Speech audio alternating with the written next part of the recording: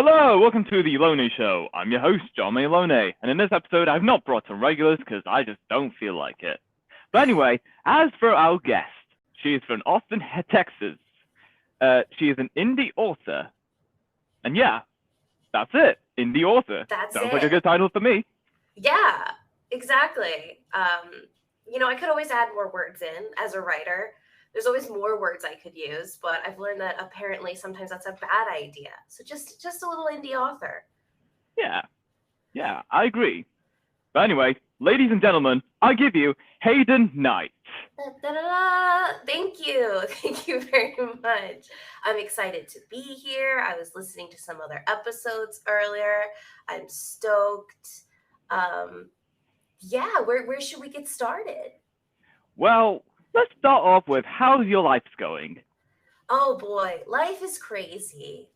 As always, I'm over here in the US, so I'm kind of like in the middle of almost like a capsule toy in the middle of a dumpster that's on fire, is like how it feels. And then the plastic is burning. So, you just got to do your best.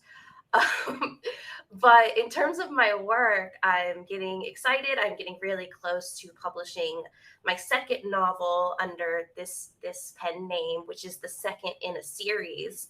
So I just got to do some final proofreading edits and, some book wrap design. I got to talk to my designer, and hopefully here within the next couple of months, it'll be out and I can keep moving forward with my life. Okay, nice. Now, what books have you written so far? So I've actually written a couple of books in my life, but under this pen name as Hayden Knight, I've currently just one published. It's Queen of Magic, The Revolution. It's the first in a series and also the first to sort of set up a fantasy fiction world that I want to really delve into. So this first series, the Queen of Magic series, is going to be 3 to 4 books, depending on how some of that side stories we're going to see. I've written, obviously, the second one. It's done, but I'm really poking around with the third and fourth. And then once that series is complete, I plan to continue writing in the world in different parts of it with different characters. So kind of an overarching series with mini series. Wow, amazing. Yeah. So, what inspired you to become an author? I've always loved reading ever since I was just a wee little kid.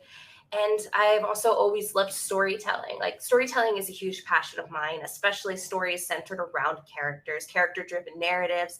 That's my shit. That's my stuff. I studied psychology very briefly when I attempted to go to college. And then I was like, why am I in college? I want to be an author.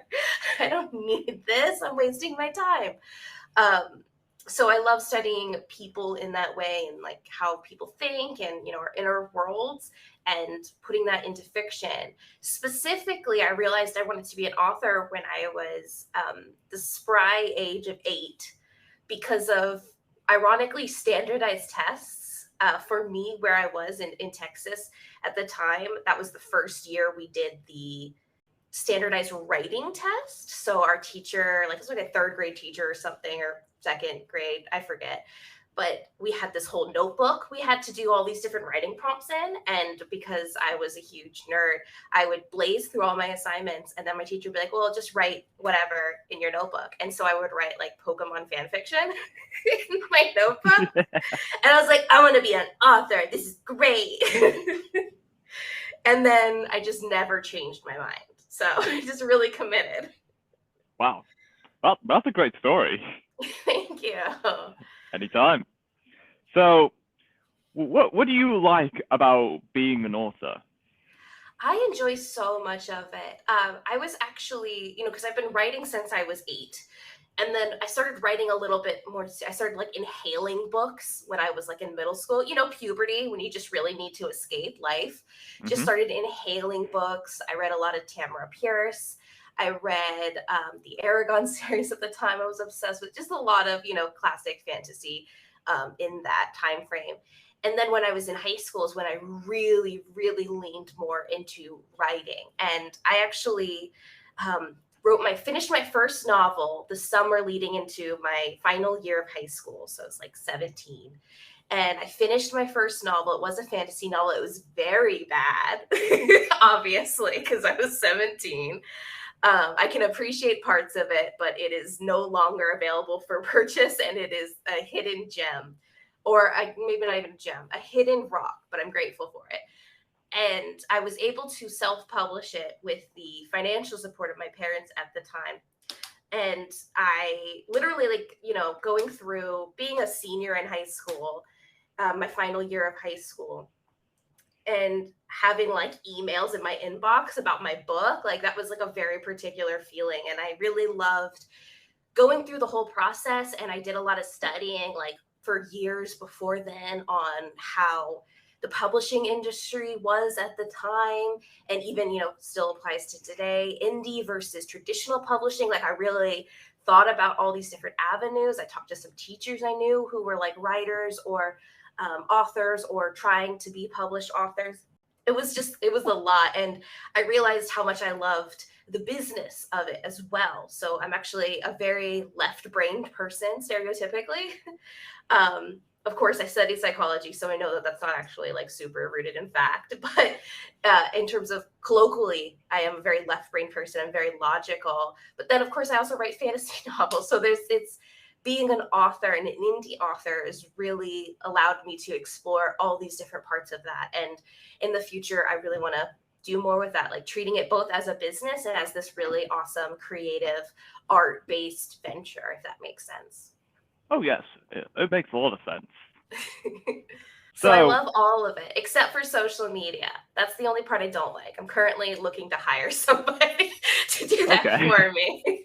But everything else about being an indie author, I love. Okay, that's great. Is there a specific genre that you write your books towards? I like to think of them as new adult, which is like kind of a genre that some people don't really super acknowledge and some people do. We tend to think of like, there's adult fiction, not necessarily inappropriate, but like, geared towards adults. And then we think of like YA young adults, and it's between those. And that's kind of where the quote unquote new adult fiction lives. So I like to think of people who are really anywhere between teens to like the 30s is kind of my ideal audience. I do a lot of not really coming of age stories, but more of coming into the self, like as an adult. My stories deal with a lot of trauma, or not a trauma, sorry, a lot of themes around trauma and healing and found family, which in my experience tends to be sort of where you end up when you are an adult, but you're still kind of new to it, Mm-hmm. So that's kind of my target audience. I also do really lean towards LGBTQ audiences because I'm a queer author, I'm a queer person, and not as much in this first book in the series because there's a lot of other things going on. But more and more queer themes are kind of explored throughout the series, and then with future books as well. Okay, nice. What have been the high and low points as being an author? Oh boy. Let's see. I mean, unfortunately, there are so many low points, right? It's a very difficult thing to have any sort of success in, a very difficult avenue to have success in. I'm absolutely not, financially independent as a writer. It's still just something I have to invest a lot into, which is, part of the process. And it can be really hard when you're struggling to get noticed. Obviously, a lot of writers, especially when you're new, you're trying to build your audience so that you're not like beholden to the Amazon monster the rest of your life, ideally. And so it's just trying to get people to notice. And in a culture where sometimes people are mad if a book is at 99 cents, that's like really rough when you think about how much time and energy and money goes into making one book. It's years and years and hours and hours. And, some people are like, oh, you want $5 for that? That's like a lot. And you have to really like be okay with yourself to kind of function and really do a lot of like coping with your own self-image and your own sense of like, okay, I've got to keep pushing past this. I've got to keep going. I actually saw a comment on an ad I'd run at one point through Facebook. for the book, and specifically because I offer a little tiny plug, if that's okay. I offer the first part of my book for free on my site, authorhaydenknight.com, for folks in an attempt to build kind of an audience that I can communicate directly with. So not even chapter one, the whole first part. And so I had an ad run, and somebody commented like, "Ugh, why do they always have to have several books in series? Like, why can't they just have one?" And I totally understood where they're coming from, but I ended up writing this whole reply where I was like, honestly, it's because it's a lot of work. I don't want to have to do this all for just one book. Like, I want to keep exploring that. So I think the low or the lows kind of end in that area where you have to almost, even just within yourself internally, but including externally, justify the existence of your work and its value. That can be really difficult when you're not seeing a lot of positive feedback or a lot of success. It's tough. I think the highs are, there's like a particular almost like spiritual level like high that I get when I'm really vibing with my work, whether it's while I'm writing or if I am engaging with somebody who's read it and really enjoyed it, or if I'm working on any of the business aspects. Like there's just something that feels very right about the work to me.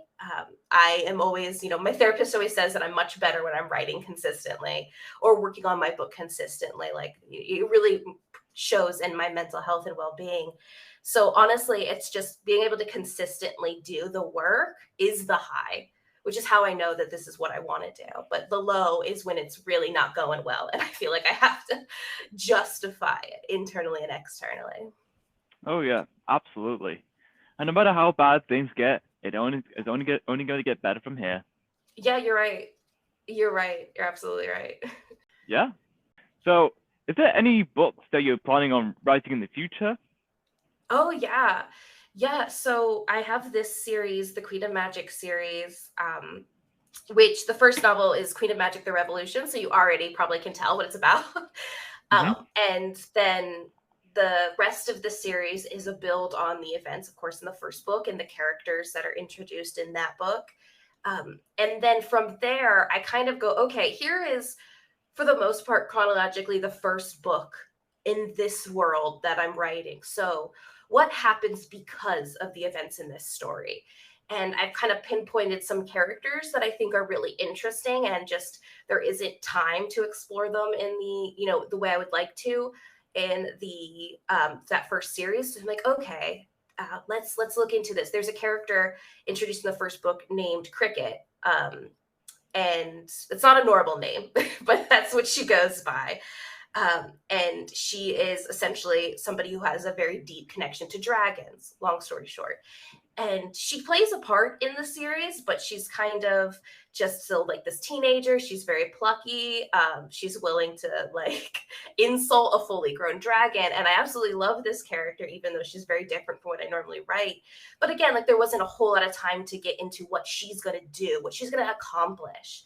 And so that's a story I want to explore. Like, okay, where does she go after this series ends and these things happen? And what does she do? A kind of tentative title I have for the overarching series is The Legends of Savros, which Savros being the name of the world.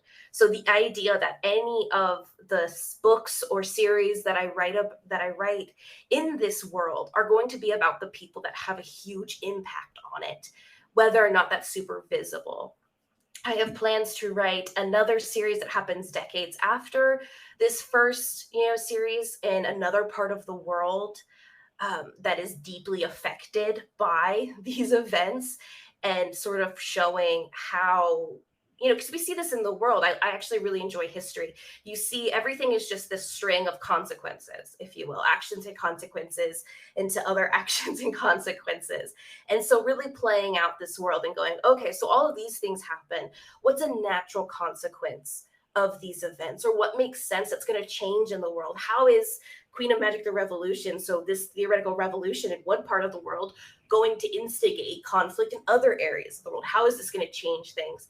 And so that's kind of what feeds additional books I want to write. I may also, at some point decide to branch out and write unrelated fantasy novels, or maybe even more what's the term, urban fantasy or something like that. But right now, I'm really committed to this more traditional high fantasy. Okay, great. Now, have you ever thought about having your series like being turned into a television show at some Oh, point? what writer doesn't think about that, right? Every writer, whether you're a kid, an adult, a spirit, every writer I think imagines like, what if this was turned into like a movie or a TV show? It's fun to imagine. I have obviously imagined it for the sake of fun, but I will say I think it's very unlikely. The technology is there these days, which is really awesome for like fantasy series, and then we've seen series like Game of Thrones that's happened and everything. With considerable success, all things considered. I know the ending was very volatile for a lot of people, but overall it was very successful. But I don't know that it would be super realistic, because one of my tenets, if you will, as just a person, but also as a creative, is the value of representation and the integrity of the art itself. So I like to think that I'm not a control freak, and I think I'm not in most areas, but because it's so important to me that my work have a positive impact, or at least a neutral impact on the world, if I were ever in a situation where an adaptation was being considered, I would need a lot of oversight into what's going on. I would need to, because my name would be tied to it, and I wouldn't be comfortable sort of just handing it over and let people do what they want and potentially make really harmful choices. So I don't think it would happen, because I don't think that anybody who wanted to, that if in the future wanted to adapt it, would be comfortable with me being like, no. We're gonna have to do some things very specific. I mean, there's always potential for sure. Yeah. Oh yeah. I mean, I like to, say like, okay, it's not that it definitely would happen. It's just I'm also not going to sit there and be like, wow, one day it's, I can't wait. Like, I'm not going to hold my breath. Plus, I Okay. also have like a lot of feelings about, I think it's really hard to take a book and adapt it into anything else without really getting creative and making it more of an interpretation. So like a traditional adaptations are really hard, because you can't ever get as detailed as a book on screen, and everybody has their own ideas about what this world looks and feels and sounds like. So you can never really create something in terms of movies and TV shows that's going to satisfy the audience when they already have so many ideas about it. So I already think there's kind of like, it's a little tough already. I'm like, it feels like a losing battle in a lot of cases for people who try to do these adaptations. I really feel for them, but I wouldn't just say no without talking about it. Okay, that's cool. Now, what's your favorite season? My favorite season is one I actually don't have access to. It's autumn, fall for sure. I live in Central Texas, so we don't have that here. I have, I was born in Central Texas and I've lived here most of my life, but I did briefly move around and I got to live in the Northeast USA, where there is like a beautiful fall and there's like all these gorgeous leaves and it's like this cool, crisp weather. And it had a huge impact on me. So that's my favorite season, even though I've never experienced it since. Yeah, I mean, autumn is such a beautiful season of the year. So Seeing, beautiful. yes, the leaves falling and it's all brown weather. It's just a beautiful experience, you know? Yes. And I like the cool weather. I love a rainy day. Like, I don't Oh know. yeah, I just think there's something very beautiful about it. yeah. It practically rains every day where I'm from. So yeah. Yeah, I need to admit, that's my goal, is to end up somewhere where it rains more often. I think it's great. I also have very sensitive eyes, special eyes. So it's easier for me just to see when it's a rainy day. Amazing. I can look. I don't need like two pairs of sunglasses to function. Awesome. Yeah. If you could live anywhere in the world, where would it be? Oh my gosh. This is something I think about a lot, because myself and my partner, we do want to move potentially, to a different country, potentially to a different area. I think for me, where I ideally would want to live is almost more about the vibes of it, the idea of living somewhere that is very accepting, where I can be a part of a community that feels very warm and welcoming and really great in that way. Yeah, and I Okay. think it's really more about the energy almost of just being in a place that feels very nice and homey. I've actually moved a lot in my life, so maybe I've like idealized that idea in my head. I used Okay. to love stories about like super small towns. Now I know that that was a little idealized, but I play a lot of like video games where it's like, oh, there's a tiny little town and you have to help the little town. And I'm like, wow. So I love the idea of those small communities. Yeah. Are you a cat person or a dog person? I'm a cat person. I have a cat. I do like dogs. I appreciate dogs, but I also really appreciate boundaries. And I think cats are personified boundaries. Oh, okay. That's how I feel about them. I love them. I have one. Her name is Petunia Petalfeet. She is a chunky little senior cat with extra toes on every single foot. And she's the center of my world, despite my best attempts to be a functioning human. Yeah. What was But the I've also grown strangest? up with dogs. They're great. Oh, I'm so sorry. No, no, it's fine. It's fine. What was the strangest dream you've had? Oh my goodness. I've definitely had weird like author dreams where there's a whole narrative in place, and then I wake up and I'm like, oh, I'm not Stephanie Meyer. I'm not writing that down. To tell myself, I'm like, no, no, no, no, no. But those could be fun because then you wake up and you go, how did I think of that? I'm trying to think of like a really good weird dream that I had recently. I had a very strange dream because the pandemic is really strong still over here and where I am, and I'm being very careful because I have people very close to me that are immunocompromised, so it could be very, very serious for them. But I had a dream where I went with several people to a bookstore for like the first time, like classic bookstore, Barnes and Nobles. And it was the first time we'd gone in years and years and years. And I immediately abandoned everyone I was with to go look around the fantasy section. Like I was gone. I love books in all genres, especially fiction books in all genres. But I was like honing in on the fantasy section. And I was going through all these books and reading through everything and trying to find like, oh, what's popular right now? Let's look at the YA. Let's look at the adult section. I was going through all of this. I couldn't find a single book I was interested in. It was devastating.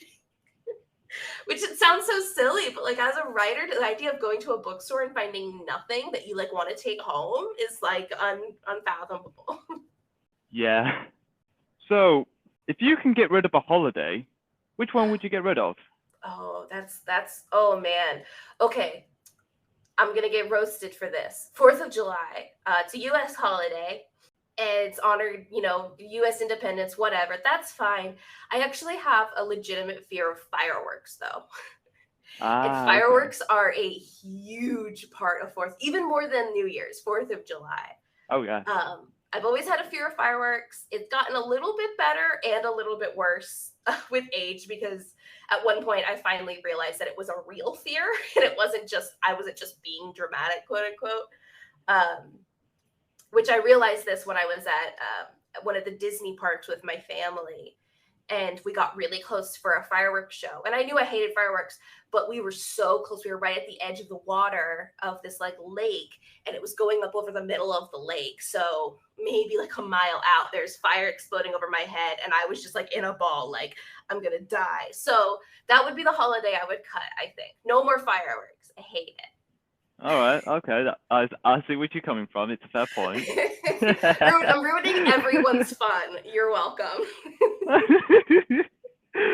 Oh, man. What superpower do you wish you could have? I would love to fly. I think it would be great with or without wings. I think wing maintenance would be a lot, but I would love to fly. I'm a bit lazy, but I also like don't love driving. And I live in Texas where you kind of have to drive, even though I live in a very like metro area. Our buses suck. They're notoriously bad. We don't have any good public transport. It's terrible. Add that to the list of like ideal places I'd want to live. Somewhere with public transportation. Wow. I don't love driving, so I would love to be able to just fly places.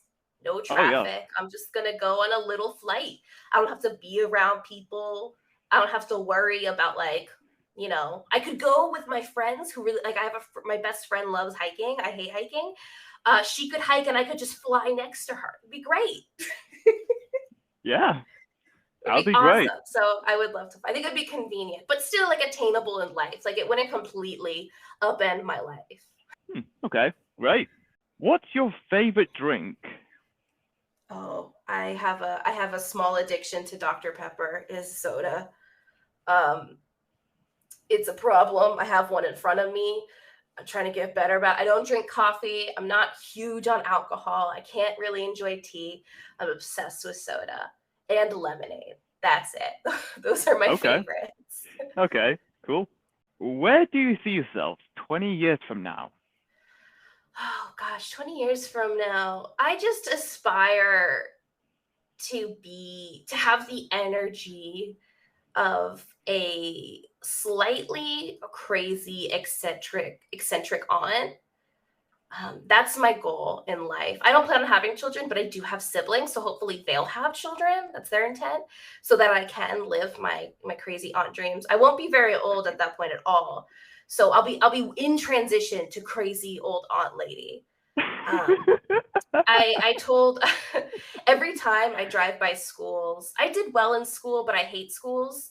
Every time I drive by schools now as an adult, no matter who's in the car with me, sometimes even if there's nobody, I look at the school and I go, free them, free them.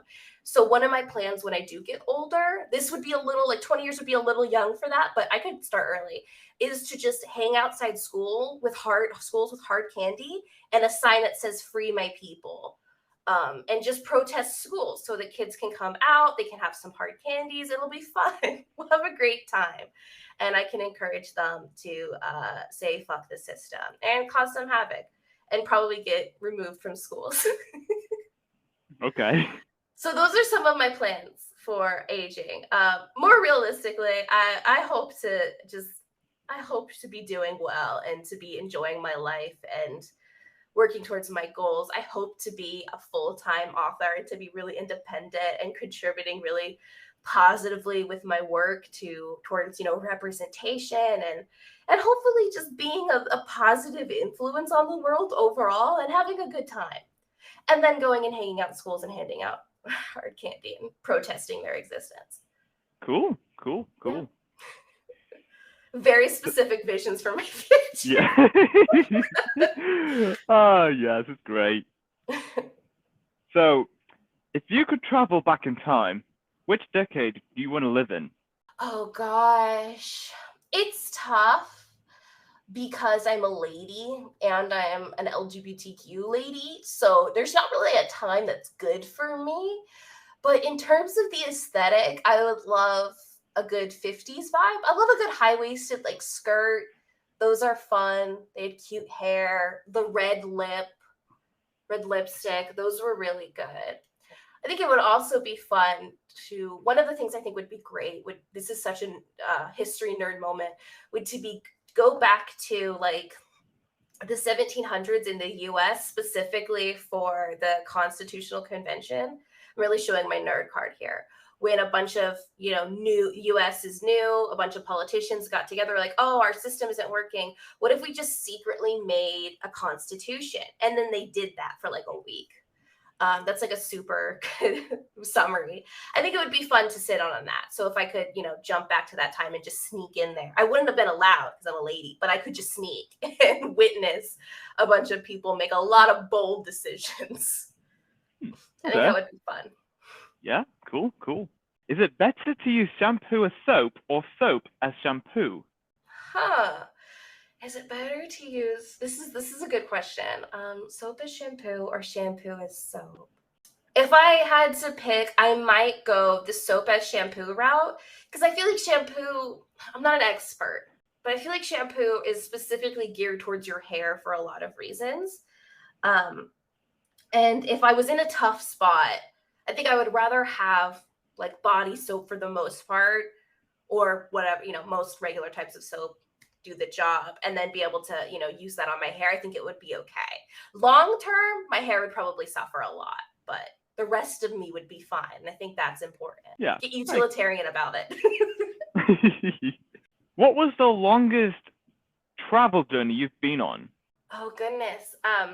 When I was 2 months old, I was a wee baby.